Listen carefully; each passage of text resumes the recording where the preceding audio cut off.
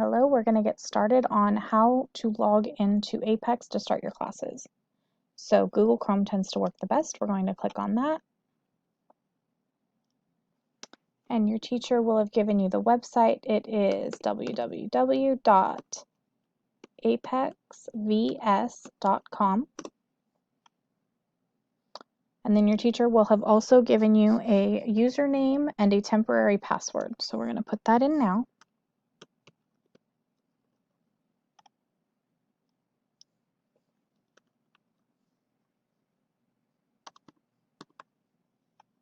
Okay. So now you are going to come up with a password that you will remember. I still suggest writing it down, but make sure it is something that you know.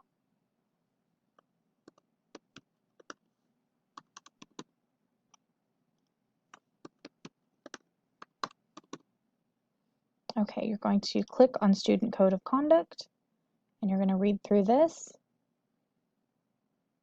Once you have read through it, click out and then accept. I do not want the computer to save my password.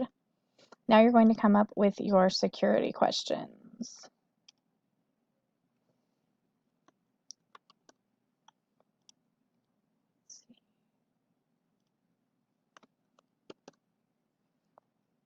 So make sure it is something you will remember.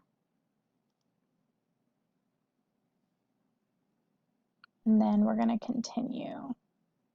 Okay, so as far as getting enrolled and getting your password set up, that is it. It is quick and easy. And then once you come to your dashboard here, you will see your classes. I only have myself enrolled in one class for now. So I would click on that class. And this is your class for Apex. Now you will have more than one class likely, and you will have different things due at different times. You'll work that out with your teachers. But this is what the platform looks like when you log in. You'll always want to start right at the beginning, Unit 1. You have your overview here. Every class has the same basic layout as far as that goes. You have a quick little one-page overview that tells you what you are about to learn. And then once you get into Unit 1, you'll have another little overview here of what this unit is about. So Unit 1 of my math class is problems or word problems. So I read that. This is what the important part. You are going to have studies. This is like your textbook. You need to read through this before you move on. So here we go. For this one, I'm building basic word problems. As you go through here, there is lots of stuff to help you. It can read to you if you click that little arrow there. And then it has lots of interactive features. So let's see. You often see math problems with numbers like this one. But sometimes math problems include both words and numbers. Let's make the word problem. So it gives us this. It wants us to click here. That's why it's blue. And it's giving us examples. You're going to be able to click through all of your classes this way as you go through the studies. There are study guides that you can click on and print out here. These may or may not be required by your teacher. That's something you'll have to talk to them about. But it's something that I can print out and it helps me take notes on the class.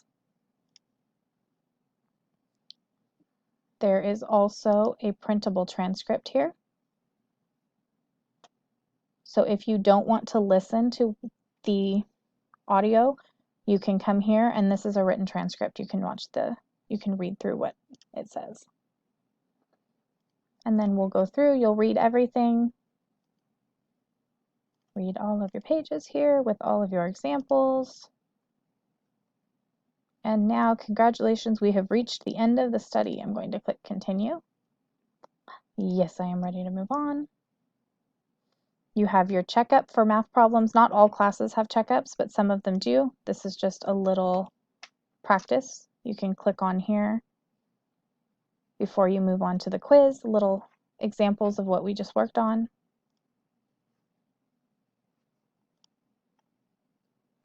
Answer key for your checkup so that you can check and make sure you're doing it correctly. Yes, I am ready to move on. And then we have the quiz. I'm not going to go through the quiz with you because there are only so many questions and I'm not giving you the answers. But you would start your quiz, you would go through. Once you pass that quiz, you will move on and these will open up. So then you'll start the whole process all over again.